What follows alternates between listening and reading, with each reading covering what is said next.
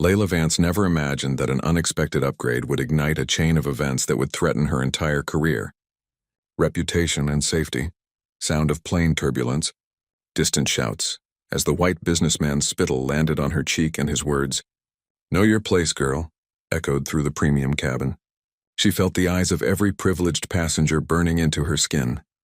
The flight attendant's sudden sharp defense momentarily silenced the plane, but nobody could have predicted that this single, volatile moment captured by dozens of cell phones would lead to a nationwide scandal, a barrage of digital death threats, and a courtroom battle that would force a reckoning in the American air travel industry forever. What happens when standing your ground at $35,000 feet forces you to fight for your dignity back on Earth? Before we dive into this shocking story, let us know where you're watching from. And if you believe in standing up for justice, hit that like and subscribe button to stay updated on more powerful true stories of courage in the face of discrimination. The city of Atlanta was wrapped in a thick, humid morning mist. It was a weather warning for the turbulence to come, though Layla was oblivious, focused only on the promise of the journey ahead. Layla Vance clutched her boarding pass for Stellar Skyway's flight $319 to San Francisco. Her heart raced with a mixture of excitement and anxiety. After years of navigating systemic barriers and relentless microaggressions in her field, she was finally heading to an interview that could redefine her life. Ether Dynamics, one of the tech industry's most prestigious and historically conservative firms, had specifically sought her out for a chief robotics architect position. This was a role that had never before been held by a black woman. The terminal buzzed with the usual Friday morning frenzy, the scent of expensive coffee mixing with the metallic air of high travel. Layla, dressed in a sharp cobalt blue suit, wheeled her carry-on toward the gate.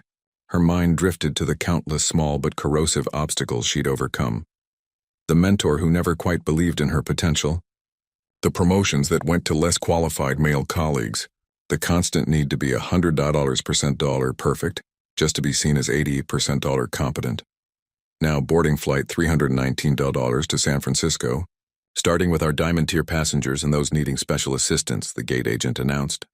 As Layla stepped forward, the machine beeped cheerfully. The agent looked up. "Ms. Vance, you've been upgraded to first class today. Thank you for your loyalty as a diamond member." Layla couldn't suppress her smile. An omen. She made her way down the jet bridge, mentally rehearsing her presentation on advanced AI systems. Her work was groundbreaking, capable of creating entirely autonomous manufacturing units. This wasn't just about her career. It was about opening doors. The lead flight attendant at the door, whose name tag read Sophia Perez, greeted her with a warm smile.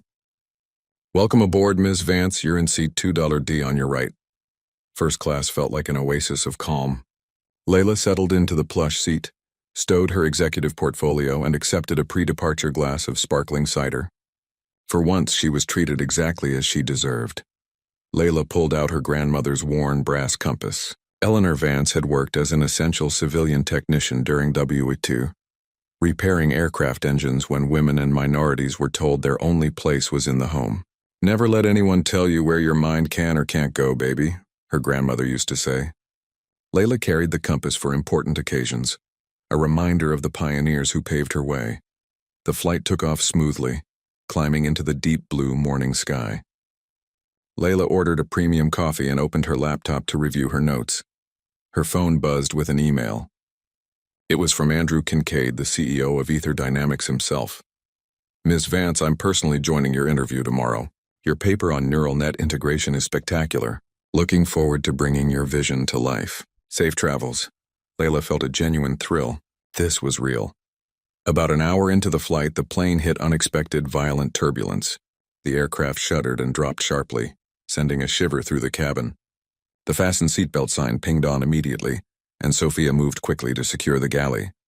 "Folks, this is your captain speaking. We've hit some rough air. Please remain seated."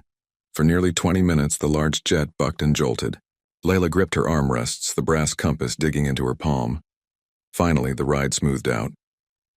But another announcement followed. "As a precautionary measure, we're going to make an unplanned stop in Phoenix for a standard inspection. We'll be on the ground in about 45 minutes." A collective sigh of annoyance swept through the cabin. Layla checked her watch. A delay, but still manageable for her high-stakes interview. She was so absorbed in her notes that she didn't notice the imposing figure looming in the aisle until a sharp, entitled voice broke her concentration. "Excuse me, but you're going to need to move." Layla looked up. A tall, impeccably dressed white man in his late 50s stood over her. His custom-tailored suit and gold cufflinks screamed old money and corporate power. His expression was a mixture of impatience and entitlement. "I'm sorry?" Layla asked, confused. "My daughter and I were separated during the last-minute seat assignments," he said, gesturing vaguely toward the back of the plane. "She's back there in $28 way, and I need you to trade so we can sit together." Not a request. A command. Before Layla could respond, the man added, "I'm Randall Sterling, managing partner at Sterling Ventures. I'm sure the airline wouldn't have put someone like you in first class if they weren't overbooked elsewhere." The implication hung in the air. Someone like you does not belong here. Layla took a slow, steady breath, the sting of the familiar insult sharpening her focus. "I'm sorry, Mr. Sterling, but I'm not going to move. This is my assigned seat, and I was upgraded because of my status with the airline." Randall Sterling's face hardened, his jaw clenching as he processed her refusal. Something cold and dangerous flashed in his eyes, the look of a man unaccustomed to hearing the word no, especially from a black woman. "Perhaps you misunderstood me," he said, his voice dropping to a threatening whisper. "My daughter Chloe is $17. It's her first time flying alone, and we need to sit together." Layla noticed a woman across the aisle subtly raise her phone, its camera pointed in their direction. The confrontation was being recorded. "Sir," Layla said firmly, "I have an extremely important business meeting in San Francisco. I earned this seat, and I'm not obligated to give it up." Randall's nostrils flared. "Do you have any idea who I am?" His voice rose sharply. "I spend over to $70,000 a year flying with this airline. I can't imagine how you ended up in first class, but it was clearly a mistake. Someone must have felt sorry for you." The aisle was completely blocked, and the escalating argument drew attention from the entire cabin. Layla sat perfectly still. Years of experience had taught her that displaying any anger would only play into the racist stereotypes he was trying to provoke. "Sir, I earned my seat here just like anyone else," Layla stated, her voice even. "If sitting with your daughter is so important, perhaps you should ask the flight attendant if you can be moved to economy to sit with her." The suggestion that he should move to economy pushed Randall Sterling over the edge. His face flushed crimson. "This is ridiculous. Where is a flight attendant? Someone needs to sort this out immediately." As if on cue, Sophia Perez appeared, her professional demeanor firmly in place. "Is there an issue I can help with?" Before Layla could speak, Randall launched into his demands. "Yes, there absolutely is. My daughter and I need to sit together, and this woman is refusing to accommodate us. I need you to make her move to the seat in economy and bring my daughter up here." Sophia turned to Layla. "Ma'am, is this your assigned seat?" "Yes, it is," Layla replied. "I was upgraded due to my diamond status." Sophia turned back to Randall. "Sir, I'm sorry for the inconvenience, but we cannot require another passenger to give up their assigned seat. Ms. Vance is correctly seated." Randall's expression darkened. "Oh, I see what's happening here. You two are playing the race card, aren't you? This is reverse discrimination." His voice grew loud enough for the entire cabin to hear. "I want to speak to a real manager, not some diversity hire flight attendant." Sophia remained unwavering. "Sir, I am the lead flight attendant on this flight. You're creating a safety hazard by blocking the aisle. We're preparing for our descent into Phoenix. I'm not moving until this situation is resolved properly," Randall insisted. "I spend too much money with this airline to be treated this way. Meanwhile, you're prioritizing someone who probably used some minority scholarship program just to get an upgrade." Gasps erupted from several nearby passengers. It was then that Randall leaned down, his face inches from Layla's, and spat the words that would soon be heard by millions across the country. "You need to know your place," he hissed, droplets of saliva landing on Layla's cheek as he gestured violently toward the back of the plane. "And it's not here." The cabin went silent. Every phone was recording. Sophia stepped forward, positioning herself between Randall and Layla. When she spoke, her voice was clear, measured, and dangerously loud. "Sir, on this aircraft, Ms. Vance's place is exactly where she's sitting, in the seat she was assigned. Your place, however, is now in question. Federal aviation regulations prohibit threatening or interfering with flight crew members performing their duties. Now you have two choices. Return to your assigned seat immediately, or I'll arrange for security to meet our aircraft in Phoenix. Two male flight attendants appeared immediately. This isn't over, Randall hissed before finally allowing himself to be led away. As he departed, several passengers broke into spontaneous applause. Once Randall was relocated, Layla's composure cracked. Her hands trembled, and she recognized the sickening symptoms of an impending panic attack. A white man in his mid-30s, Dr. Ethan Bell, leaned across. "I'm a sports psychologist. Would it help if I talked you through some grounding techniques?" Layla nodded gratefully. As the plane touched down at Phoenix Sky Harbor International Airport, Layla had regained her composure. Dr. Bell handed her a card. "I recorded the whole thing. If you need the video, call me." Layla connected to the airport Wi-Fi. Her phone instantly exploded with notifications. She opened Twitter and froze. There it was.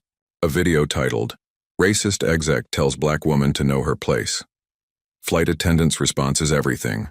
It already had over $3 million views and was climbing rapidly. The hashtag #FlyingWhileBlack was trending nationwide. Layla's phone buzzed with an email. From an unknown address, subject line, "Attention-seeking black witch gets what's coming." She closed it. As passengers filed off for the layover, Layla noticed people staring at her, some with sympathy, others with barely disguised hostility. She saw herself on a terminal TV screen. Airline racism controversy. Video of confrontation goes viral. The incident aboard Flight 319 had been viewed over $5 million times in the past hour. Layla pulled her jacket hood up. She was no longer just Layla Vance. She was a national symbol in a conversation she never asked to lead. She was found by a large man in a security uniform. "Ms. Vance, I'm Officer Diaz with airport security. Would you please come with us? Mr. Sterling has made some serious allegations." Layla's heart pounded. Inside the security office, Randall Sterling sat with the smug confidence of a man who expected the system to work in his favor. "Ms. Vance, Mr. Sterling claims you verbally threatened his daughter prior to the recorded incident," Officer Diaz stated. "That's completely false. I never spoke to his daughter." Layla protested. Randall leaned forward, his expression a practiced mask of injured dignity. "My daughter was terrified. She tried to politely ask about switching seats, and this woman told her to, and I quote, 'Get her privileged white butt back to where she belongs.' That never happened." Layla countered, fury rising. "Actually, we have reviewed the aircraft's security footage, which includes audio recording in the first-class cabin." Captain Rodriguez stood in the doorway, accompanied by Sophia. "The footage confirms that Ms. Vance never interacted with Mr. Sterling's daughter prior to the incident. In fact, it shows that Mr. Sterling instructed his daughter to remain in economy while he went to confront Ms. Vance." Randall's face drained of color. "This is outrageous. Do you have any idea who I am? I can have all of your jobs with one phone call." Officer Diaz remained unimpressed. "Mr. Sterling, we're dismissing your complaint as unfounded. You're free to reboard your flight, but I strongly suggest you reconsider your behavior." Outside the security office, Sophia waited for Layla. "I should be thanking you," Sophia said with a slight smile. "That video of our interaction has people calling me a hero online, though I'm worried about how the airline will react." They found a quiet corner cafe. Layla mentioned her interview at Ether Dynamics. "My cousin works in robotics engineering," Sophia mentioned. "Really, that's my field." "Where does he work?" "Ether Dynamics in San Francisco. He's in the Autonomous Systems Division." "Wait, Benito Lopez? The one who presented the paper on integrated drone networks last year?" Layla asked, her eyes widening. Sophia nodded. "You know his work?" "I cited his research in my own paper. This is such a small world." For the first time since the confrontation, Layla felt a genuine smile spread across her face. Their moment of connection was interrupted by an announcement. As they gathered their things, Layla's phone vibrated with an email notification. She glanced down and felt the moment of optimism evaporate. The email was from Ether Dynamics' HR department. "Dear Ms. Vance, in light of recent events that have come to our attention, we believe it would be in everyone's best interest to postpone your interview originally scheduled for tomorrow morning." The fight for her dignity had just cost Layla Vance the greatest professional opportunity of her life. The next $72 hours became a national firestorm. Layla's face, once anonymous, was everywhere. She had been deemed too controversial to hire, but the story didn't end there. Dr. Ethan Bell released his high-quality video, and Sofia Perez's union issued a powerful statement supporting her. The wave of public support was so immense that Stellar Skyways not only backed Sofia but announced a zero-tolerance anti-discrimination policy that instantly became industry news. Layla Vance had lost an interview, but she had gained a movement. She and Sofia, supported by a massive community online, began the arduous process of suing Randall Sterling for defamation and battery. It was a battle for more than money. It was a battle to enforce the principle that dignity is non-negotiable. Layla Vance did not know her place. She made her place. If this is your first time here, welcome to the channel. We bring you powerful, true-to-life stories about people who refuse to be silent in the face of injustice. What do you think Layla should do next? Comment below and tell us if she should fight the company's decision or fight the man who cost her the job. Hit that like button if you believe dignity is always worth fighting for. And subscribe for more stories like this. Stories that remind us that the fight for justice often begins with a single, courageous stand. They're postponing my interview, Layla finally said, her voice hollow. Because of the video. Sofia read the email over Layla's shoulder, her expression darkening. That's discrimination. They can't do that. They're not saying it's because of the video. Layla pointed out, the familiar bitter weight of disappointment settling in her chest. They're just saying recent events. It's vague enough that they can deny any improper motive. Sofia stepped away to call her cousin, Benito Lopez. Layla refreshed her social media feeds. The video had exploded further, exceeding $10 million views. Now the comments were split into vicious opposing camps. Team Layla hailed her as a symbol of resistance, while Team Randall accused her of playing the race card. Worse, direct messages flooded her accounts, ranging from heartfelt support to explicit death threats. One message contained her parents' home address with the ominous text, "We know where to find your family." Sofia returned, her expression troubled. Benito says there's more to this story. Apparently, Randall Sterling isn't just any businessman. He's a major investor in several aerospace companies, including Ether Dynamics. He sits on their advisory board. The final piece clicked into place. So he's already making good on his threat, Layla said quietly. He's trying to destroy my career before it even begins. Benito says the CEO, Andrew Kincaid, is furious about the postponement. He's going toe-to-toe with the board over it. This isn't over yet. Just then, a commotion near the gate caught their attention. Randall Sterling stood surrounded by reporters, playing the role of the aggrieved victim to perfection. Deeply regrettable situation where a simple request was mischaracterized, he was saying, his voice dripping with false sincerity. Layla noticed an uncomfortable hush fall over the crowd as she approached the gate. Sofia's phone buzzed. Her face fell as she read the message from the airline scheduling department.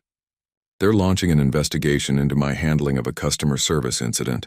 I've been placed on administrative review pending the outcome. That's not right, Layla protested. You were just doing your job. Welcome to corporate America, Sofia replied with a resigned shrug. Where standing up against racism gets you punished and perpetrating it gets you coddled. As they prepared to board, Layla glanced back at Randall. Their eyes met briefly across the terminal, and the smug smile that crossed his face sent a chill down her spine. This was no longer just about a seat or a job interview. It had become a full-scale battle against a powerful man who could destroy lives with a phone call. The second leg of the flight to San Francisco was mercifully short, but Layla felt every minute of the $40-minute journey. The first-class cabin was a fishbowl. Randall had been reseated at the very front. His aggressive phone conversation was audible even over the engine noise. I don't care what it takes, he barked into his device. She's made a complete fool of me, and I want her to understand the consequences. When the plane finally touched down at San Francisco International Airport, Layla was shocked to see the flashing lights of news vans. Captain Rodriguez emerged from the cockpit. Ms. Vance, airport security has arranged for you to deplane first and exit through a service area to avoid the media. As she gathered her belongings, Randall shouldered past toward the exit, deliberately bumping her arm. Enjoy your $15 minutes, he muttered. It'll be over soon. Once safely in a taxi, Layla called her hotel to confirm her reservation. I'm sorry, Miss Vance, but your reservation was canceled approximately 2 hours ago. The notes indicate the cancellation came from your company, Ether Dynamics.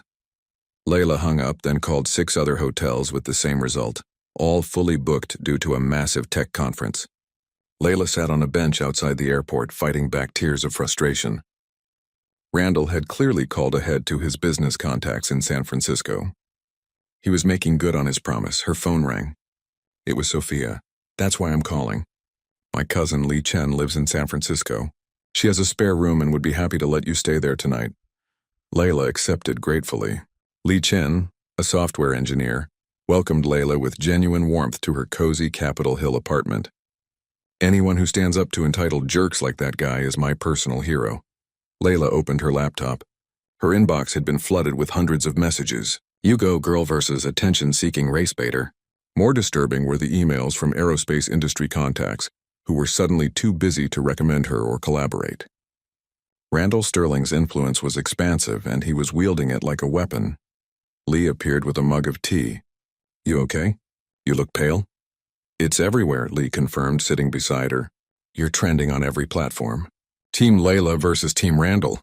People are taking sides without knowing the full story." A notification chimed on Lee's phone. She glanced down, then let out a small gasp. "Oh no." Lee turned her phone screen toward Layla. It showed a breaking news alert from a conservative outlet. Exclusive. Aggressive passenger threatened businessman and child. The video they don't want you to see.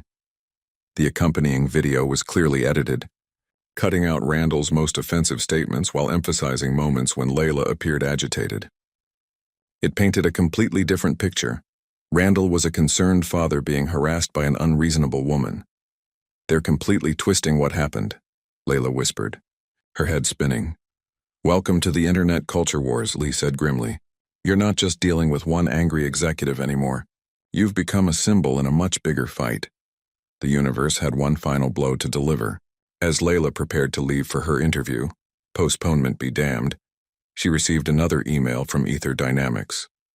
"Dear Ms. Vance, we regret to inform you that the position you were being considered for has been filled internally. We appreciate your interest in Ether Dynamics." They hadn't even given her the chance to interview. The door had been closed before she could even knock. The gleaming glass headquarters of Ether Dynamics rose $40 stories above downtown San Francisco. Despite the rejection email, Layla put on her interview suit and took a rideshare to the address. If they wanted to reject her to her face, they would have to do exactly that. The security guard, recognizing her instantly, printed a visitor badge. $15 minutes later, a harried HR representative named Kevin appeared. "Miss Vance, there seems to be some confusion. We sent you an email indicating the position has been filled." "There's no confusion," Layla replied calmly. "I received a personal invitation from CEO Andrew Kincaid. Unless Mr. Kincaid himself tells me he's no longer interested, I intend to keep that appointment." Kevin led her to a conference room where she was met by 3 executives: James Henderson, COO, Patricia Huang, General Counsel, and Richard Blackwell, VP of HR. "Where is Andrew Kincaid?" Layla interrupted. "Ms. Carter is unavailable at the moment," Henderson stated. "Given the situation that has developed, we felt it would be best to handle this meeting." "What situation exactly?" Layla asked. Patricia Huang's slight wince told Layla her guess was accurate. Randall Sterling had threatened to pull his investments if they hired her. "We believe it would be in everyone's best interest to postpone any potential employment discussions until this situation has resolved itself," Henderson stated. This was the moment they expected her to accept defeat. Instead, Layla opened her portfolio. "My research on carbon nanotube reinforced composite materials could reduce aircraft weight by up to 18%, she began, her voice steady and authoritative. For the next $12 minutes, she delivered a masterclass in material science. By the time she finished, Patricia Huang was taking notes. The door opened abruptly and Andrew Kincaid himself strode in. The CEO was a formidable man in his late 50s. "I apologize for my tardiness," he announced. "Dr. Vance, I've been looking forward to meeting you. Your paper was brilliant." He turned to the executives. "I'm also aware that Dr. Vance is the most qualified candidate for this position, and that her research could give us a significant advantage." He turned back to Layla. "I'd like to continue this conversation in my office, if you don't mind." In Kincaid's spacious office, the CEO was direct. I'll be direct, Dr. Vance. Randall Sterling sits on our advisory board and has significant investments. He's made his opposition to your employment quite clear. Your situation has become a proxy battle in a larger war for the company's future. Layla's phone buzzed. It was a text from Sophia, urgent. The airline is pushing me to sign a statement saying I overreacted to a routine customer service issue. If I refuse, they'll fire me for violating protocol. Layla looked up from her phone. The flight attendant who stood up for me is being pressured to retract her statement or lose her job. Kincaid nodded thoughtfully. The ripple effects of standing up to power are rarely confined to a single moment. Dr. Vance, I can't officially offer you the position today.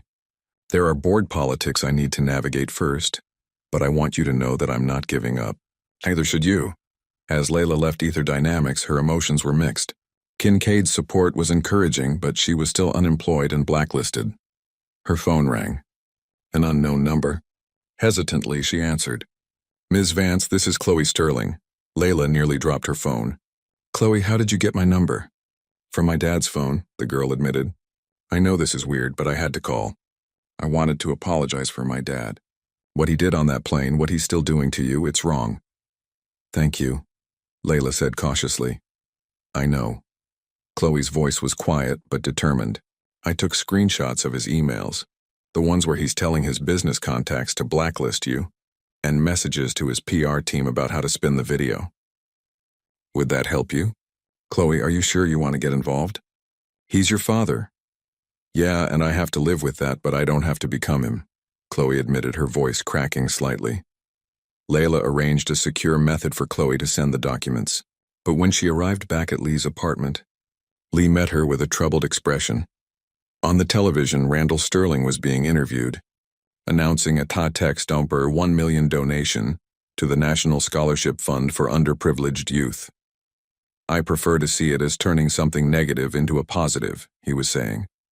While certain individuals seek to divide us along racial lines for social media attention, I believe in bringing people together.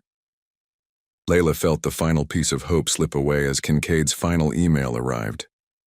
While I remain impressed by your qualifications, I regret to inform you that the position we discussed has been offered to another candidate. Board concerns about potential disruption to our corporate culture ultimately prevailed. Layla checked LinkedIn. The new chief robotics architect at Ether Dynamics was Bradley Thompson, previously a mid-level manager at one of Randall's portfolio companies. In less than $72 hours, Randall Sterling had systematically dismantled the career opportunity she had spent years working toward. The next morning, Layla stared blankly at her laptop.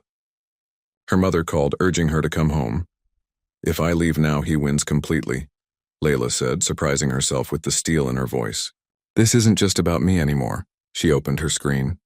The hashtag Justice for Layla was still trending. People were finding strength in her ordeal. A new direct message appeared from a respected civil rights attorney, Sarah Johnson. What Randall Whitfield is doing to you is textbook retaliation and blacklisting. If you're interested in discussing legal options, please contact me. Layla immediately contacted Sarah.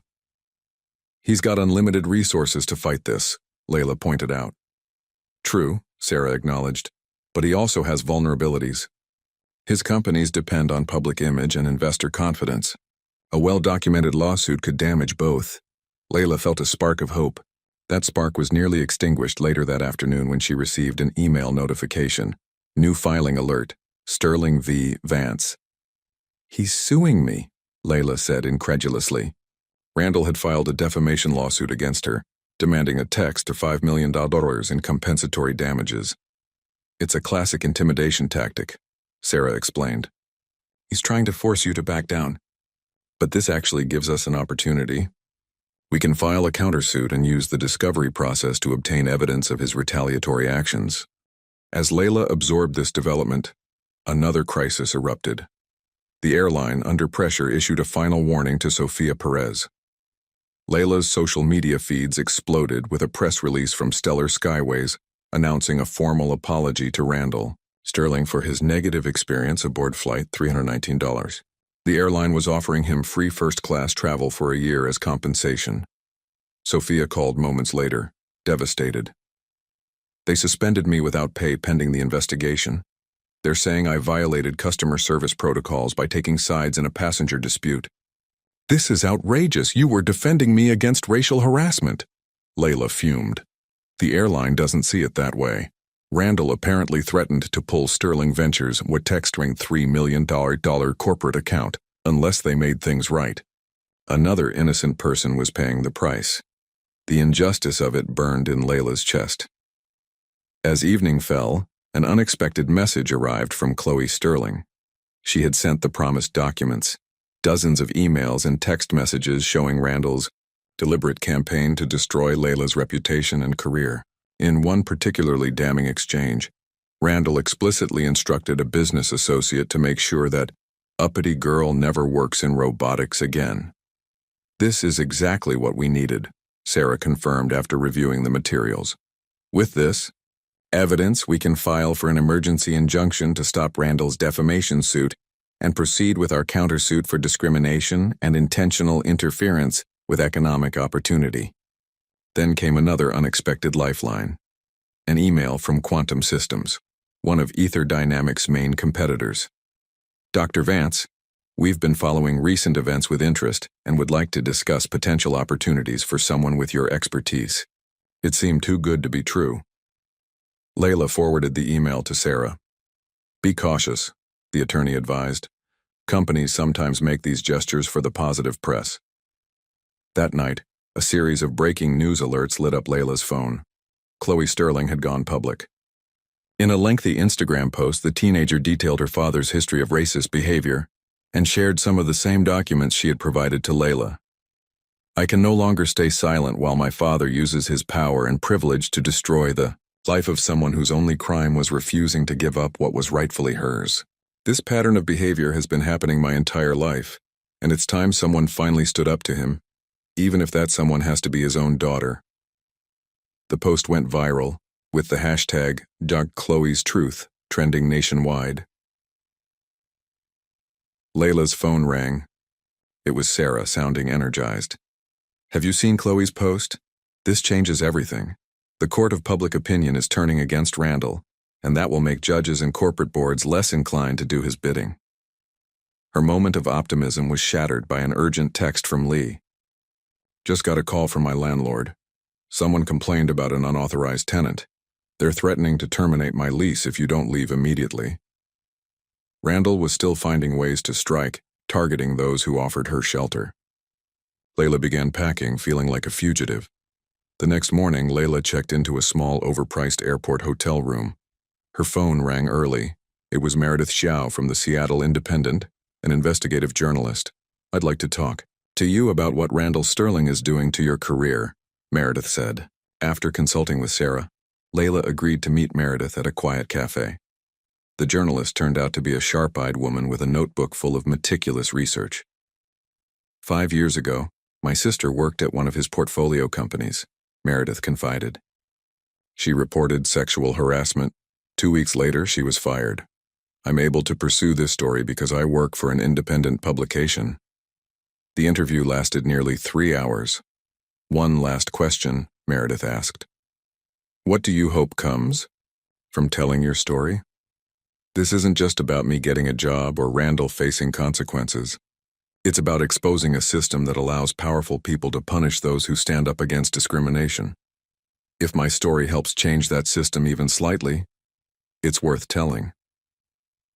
As Layla left the cafe, Randall Sterling was appearing live on National News Network, portraying himself as the victim of a coordinated social media campaign.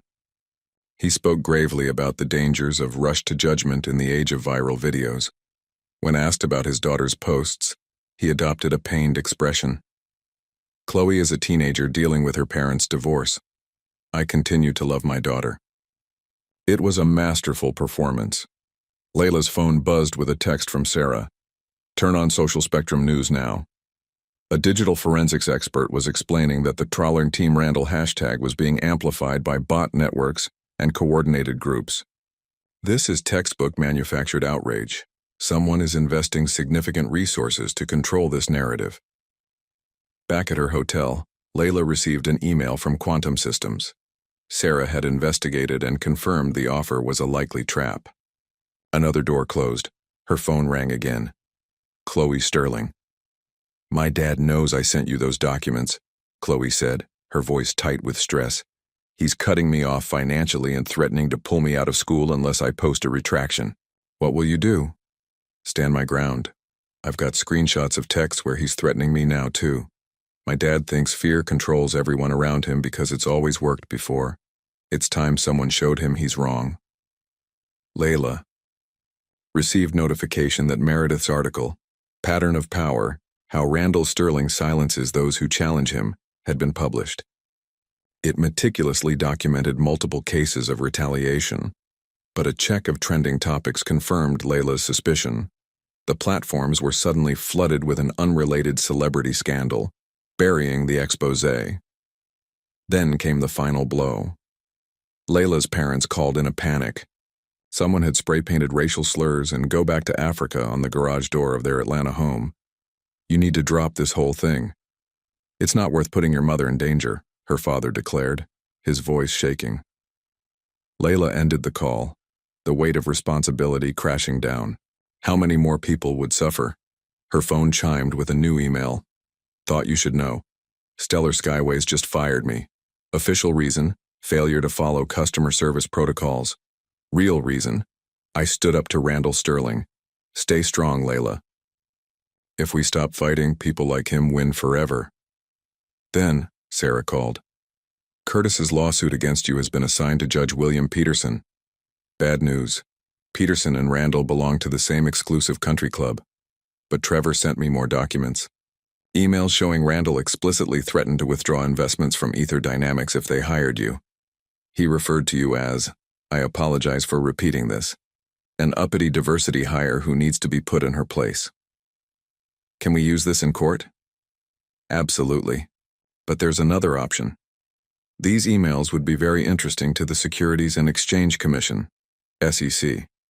Using his board position to force discriminatory hiring practices violates several securities regulations." Layla had a new avenue of attack. A final blow landed. Layla's bank notified her that her accounts had been temporarily frozen due to a security measure following multiple access attempts. Randall was attacking on every front.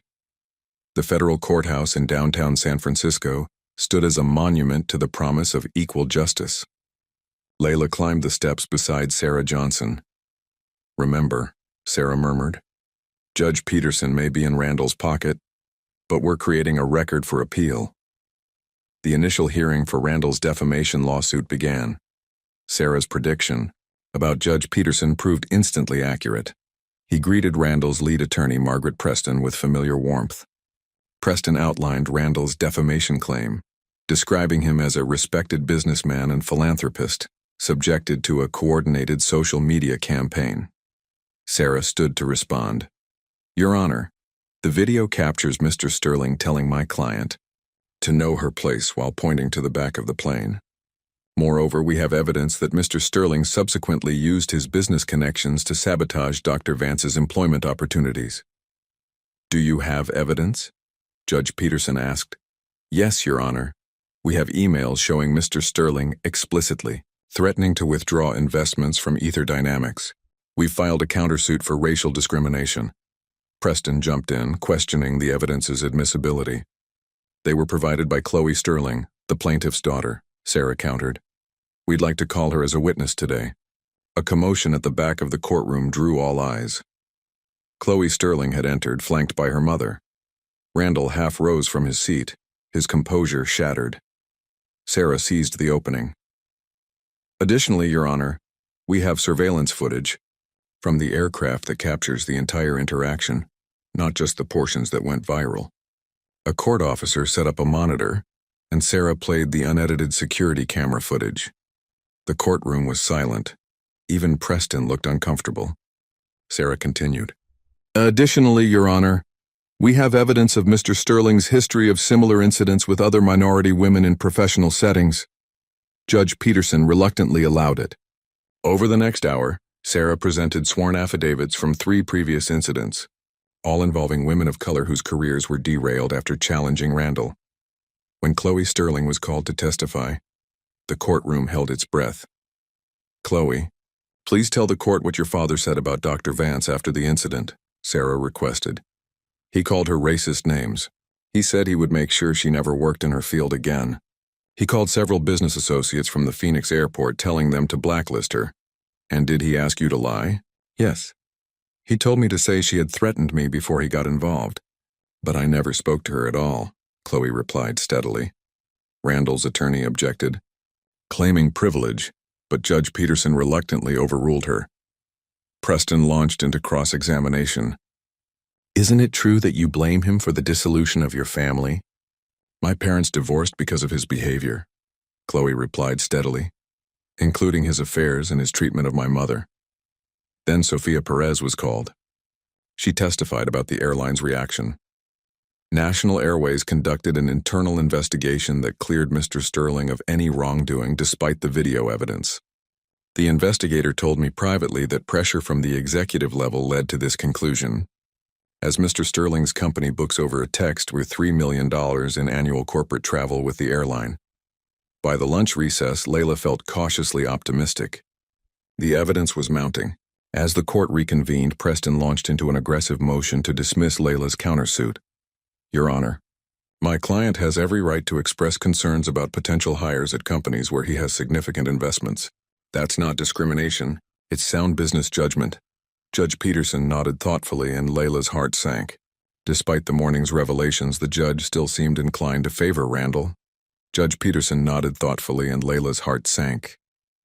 Despite the morning's revelations, it seemed the judge was still inclined to favor Randall. Before I rule on this motion, Peterson said, does the defense have any final evidence to present? Sarah rose. Yes, Your Honor. We'd like to call one final witness, Andrew Kincaid, CEO of Ether Dynamics. Randall, visibly startled, turning to confer urgently with his attorneys. Andrew Kincaid entered the courtroom with the confident stride that had made him a legend in the aerospace industry. Under oath, he testified about Randall's explicit threats. Mr. Sterling informed me that hiring Dr. Vance would be, and I quote, a mistake you can't afford to make. He stated that his investment group would reconsider their position in our company if we proceeded with her employment. And did this influence the company's decision not to hire Dr. Vance? Sarah asked. Kincaid's expression hardened. Initially, yes.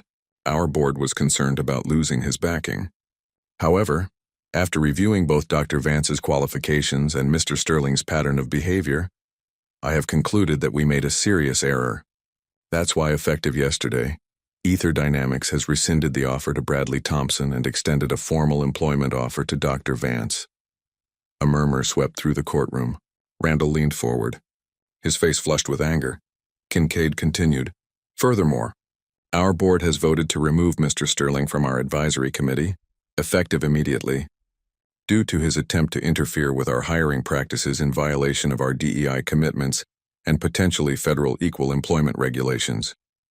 Judge Peterson, visibly taken aback, called for a $30-minute recess. In the courthouse hallway, Layla could hardly process what had happened. Did you know she was going to do that? She asked Sarah. Andrew Kincaid contacted me last night, Sarah admitted. He wanted to make it right, but also to protect Ether from potential SEC scrutiny over Randall's interference. When court resumed, Judge Peterson looked deeply uncomfortable. After reviewing the evidence presented today, Peterson announced, I am dismissing Mr. Sterling's defamation claim against Dr. Vance. The video evidence clearly shows that his statements were accurately represented in the material that circulated online. Randall stared in disbelief as Peterson continued. Regarding Dr. Vance's countersuit, I am denying the motion to dismiss. There appears to be sufficient evidence to proceed with claims of discrimination and tortious interference with economic opportunity. It was a stunning victory. As they gathered their materials, Sarah whispered to Layla, he's setting himself up to rule against us later. But this gives us leverage for settlement negotiations. Outside the courthouse, Sarah guided Layla past the media scrum to a waiting car. This is just round one, Sarah cautioned. Randall Sterling didn't become who he is by accepting defeat easily. He'll regroup. As if confirming her prediction, Layla's phone rang. Dr. Vance, came a smooth voice. This is Jeffrey Blackwood representing Mr. Sterling. My client would like to offer a settlement proposal. "We're listening," Sarah replied, putting the phone on speaker. "Mr. Sterling is prepared to offer text of $1 million in exchange for a confidential settlement, including a non-disclosure agreement and the withdrawal of all claims." The figure was substantial, but the NDA meant the truth would remain buried. "And if we decline?" Sarah asked. "Then Mr. Sterling is prepared to appeal today's ruling and pursue this matter through every available legal channel. The process could take years, and legal battles of this nature can be financially draining." After ending the call, Sarah turned to Layla. "It's your decision. The settlement offers financial cushion and ends this nightmare, but the NDA means you couldn't speak about what happened." "I'm rejecting the settlement offer," Layla told Sarah, her voice steady. "I won't let him buy my silence." "I figured you'd say that," Sarah replied. "What's our next move?" "We push forward with discovery for the countersuit. Meanwhile, I focus on my new position at Ether Dynamics." The following morning, Layla received her confirmed offer from Ether Dynamics. Just as things were looking up, Randall launched his counterattack. He filed a formal complaint with the American Bar Association against Sarah Johnson for unethical conduct and witness tampering. Over the next 3 days, his team questioned Layla's academic credentials and launched a coordinated PR campaign, highlighting Randall's hot or text $50 million charitable donations. A conservative legal foundation filed an amicus brief supporting Randall's appeal, arguing Layla's countersuit represented a dangerous precedent for criminalizing ordinary business decisions. The involvement of the foundation elevated the case to a potential precedent-setting battle. The public narrative began shifting, replacing the outrage with a more nuanced discussion about cancel culture. Even Andrew Kincaid called Layla with a warning. "Randall has been calling our major investors, suggesting that Ether stock will suffer if we're perceived as anti-business." Public interest was waning as newer controversies emerged. Layla received another settlement offer, this time for hot text at $2 million, but with even more restrictive terms. She would have to issue a public statement expressing regret for any misunderstandings. "Jasmine, the Horizon board meeting today was difficult. While your position remains secure for now, I've been instructed to resolve the situation with Curtis. He's communicated through intermediaries that he would cease his campaign against Horizon if you drop your lawsuit and issue an apology." Reviewing Randall's company website, Layla noticed a vulnerability.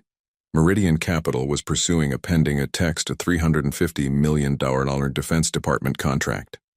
Government contracts at that level required compliance with federal Equal Employment Opportunity (EO) regulations. Layla immediately emailed Sarah. "Randall's company is bidding on a major government contract. Could his documented discrimination affect their eligibility?" Sarah's response was immediate. "You're brilliant. Evidence of discrimination by a CEO could absolutely jeopardize their qualification. This gives us leverage he might not have considered." Sarah immediately filed a formal complaint with the Office of Federal Contract Compliance Programs, OFCCP. Randall's reaction was swift. He filed an emergency motion accusing Layla of malicious interference with business relations and seeking a gag order to prevent her from defaming his company to federal agencies. Judge Peterson expedited a hearing. "He's panicking," Sarah observed. The government contract angle hit a nerve. Meridian Capital can survive PR problems, but losing federal contract eligibility would cost them hundreds of millions. The hearing concluded without the gag order. For Layla, it was a telling sign that the government contract angle had changed the dynamics of the case. But Randall was not defeated. Sarah received an urgent call. Someone had delivered internal communications from Ether Dynamics suggesting Andrew Kincaid had decided not to hire Layla before the plane incident ever happened. If authentic, they contradicted his testimony. That night, Layla returned to her new apartment and found the door ajar. Nothing was stolen, but the invasion of her private space left Layla deeply shaken. This was another message from Randall. "You are not safe." The following morning, Layla's phone rang. Sarah instructed her to turn on Channel 7 News. Randall Sterling was holding a press conference. Gone was the composed executive.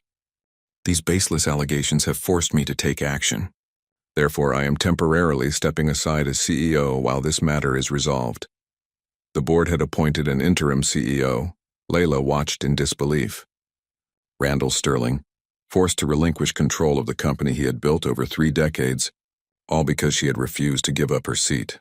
Later, Sarah received internal documents from Meridian Capital, including emails where Randall explicitly instructed HR staff to maintain a traditional corporate culture by finding reasons to reject minority candidates for senior positions. When the Washington Post published its investigation the following morning, Meridian Capital stock dropped $12% in the first hour of trading. The tide was turning. Andrew Kincaid called Layla. The Ether Dynamics board has unanimously voted to cooperate fully with your case against Randall.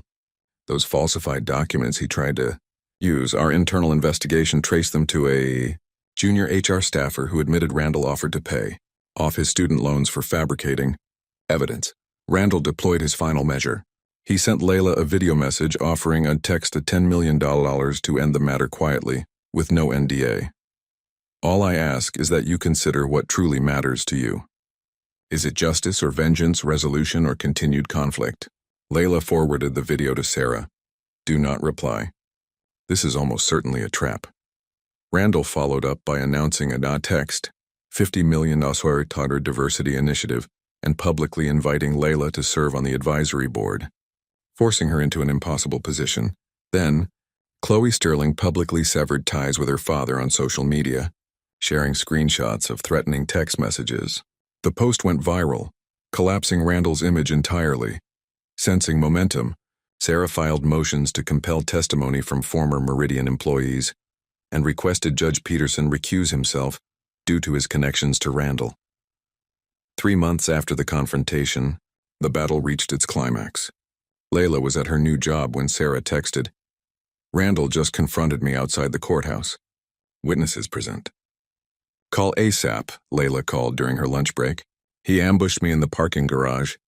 When I refused, he grabbed my arm and said, 'You don't understand who you're dealing with.' 2 court officers witnessed the entire incident. Are you okay?" "I'm fine." "But Randall isn't. He's been arrested for assault and intimidating an officer of the court." The news of Randall Sterling's arrest spread with lightning speed. Released on bail, Randall emerged from the courthouse genuinely shaken. That evening, Layla received a call from Jeffrey Blackwood, Randall's attorney. "Dr. Vance, in light of recent developments, my client is prepared to discuss a comprehensive resolution of all outstanding matters." "I'm listening," Layla replied. Signaling to Sarah, who was with her to record the call, Blackwood will pay Nitex $20 million in damages, make a public apology acknowledging his inappropriate behavior, and step down permanently as CEO of Meridian Capital, Blackwood stated. "In exchange, you would drop all current legal proceedings." "And the NDA requirement?" Layla asked. "No non-disclosure agreement?" Blackwood confirmed. "Mr. Sterling recognizes that attempting to silence you has backfired. He prefers to resolve this matter and move forward." After ending the call, Layla turned to Sarah. "What do you think?" "It's a complete capitulation," Sarah said, looking slightly stunned. "Everything we asked for and more. The arrest must have finally made him realize he can't intimidate his way out of this." The settlement offer represented total victory in practical terms, yet Layla felt something was incomplete. "If I accept, does he avoid criminal charges for what he did to you?" Layla asked Sarah. "No," Sarah clarified. "The assault and witness intimidation charges are separate legal matters. The prosecutor could still pursue those regardless of our civil settlement." "Then I think we have a deal," Layla decided. "But with one addition, I want a portion of the settlement directed toward establishing a legal defense fund for others facing workplace discrimination and retaliation." Sarah smiled. "I'll make it happen." 3 days later, the deal was finalized. Randall Sterling issued a public apology, acknowledged his inexcusable behavior, and announced his permanent resignation as CEO of Meridian Capital. Financial markets reacted with surprising positivity to his departure, suggesting investors had come to see Randall as a liability rather than an asset. 6 months after the confrontation on Flight 319, Layla Vance stood at a podium in the grand ballroom of the Hyatt Regency San Francisco. Her presentation on carbon nanotube reinforced composites was the keynote address at the industry's most prestigious annual conference. "Innovation often requires us to challenge conventional wisdom," she began, her voice steady and confident. The settlement had been finalized weeks earlier. Text $20 million in damages, a public apology, and his permanent removal as CEO. Most importantly, next, $5 million from the settlement had been allocated to establish the Flight 319 Foundation, providing legal support for individuals facing workplace discrimination. As she concluded her presentation, Layla spotted a familiar face, Sophia Perez, smiling proudly from the third row. After losing her job, Sophia had successfully sued Stellar Skyways for wrongful termination and had been reinstated with back pay and a promotion to senior cabin crew trainer. Layla and Sophia found a quiet spot by Elliott Bay to catch up. Their conversation was interrupted by a breaking news notification. Randall Sterling had pleaded guilty to witness intimidation charges stemming from his courthouse confrontation with Sarah. The plea deal included community service and mandatory sensitivity training, but no jail time. Still getting special treatment, Sophia observed. True, Layla acknowledged, but he's facing consequences he can't buy his way out of. His reputation is permanently damaged. The business world he dominated has moved on without him. That's something he can't fix with money or connections. The criminal plea represented the final chapter in Randall Sterling's public downfall. Later that evening, Layla received an email from Chloe Sterling. Dr. Vance, I wanted to let you know that I've established a scholarship for minority students pursuing aerospace engineering degrees. I've learned so much about courage and integrity by watching how you handled everything my father threw at you. Thank you for showing me there's another way to live. The Horizon Futures scholarship would provide full tuition and mentorship for 5 students annually. On her final evening before returning to her now permanent position at Ether Dynamics, San Francisco headquarters, Layla boarded a flight. As she settled into her business class seat, a familiar voice greeted her. Welcome aboard, Dr. Vance, came the voice. Can I get you anything before takeoff? Layla looked up in surprise to find Sophia standing beside her, immaculate in her senior cabin crew uniform. I requested this flight when I saw your name on the manifest. Thought you might appreciate a friendly face for your first time back in the air. As the plane climbed into the evening sky, Layla reflected on the journey. The victory wasn't in Randall Sterling's downfall, but in the subtle but significant recalibration of power. Multiple aerospace companies had revised their anti-discrimination policies. The industry journal that had featured Layla's research had commissioned a special issue on diversity in engineering. Layla remembered something her grandmother had told her. Progress isn't about waiting for someone to give you what's rightfully yours. It's about having the courage to claim it. On Flight 319, she had claimed her rightful seat. In the months that followed, she had claimed her rightful place in her profession and in a society that had too often relegated people who looked like her to the margins. The true victory was in the demonstration that courage, persistence, and truth could sometimes prevail against seemingly insurmountable odds.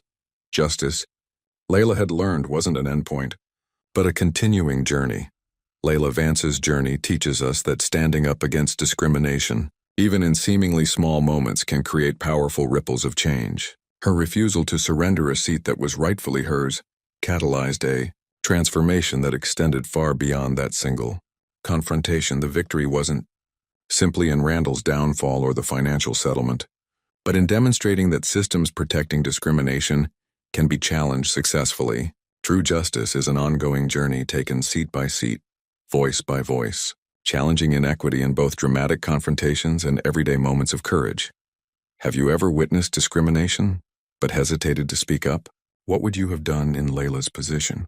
Stand your ground despite the consequences or avoid the conflict? Let us know in the comments below.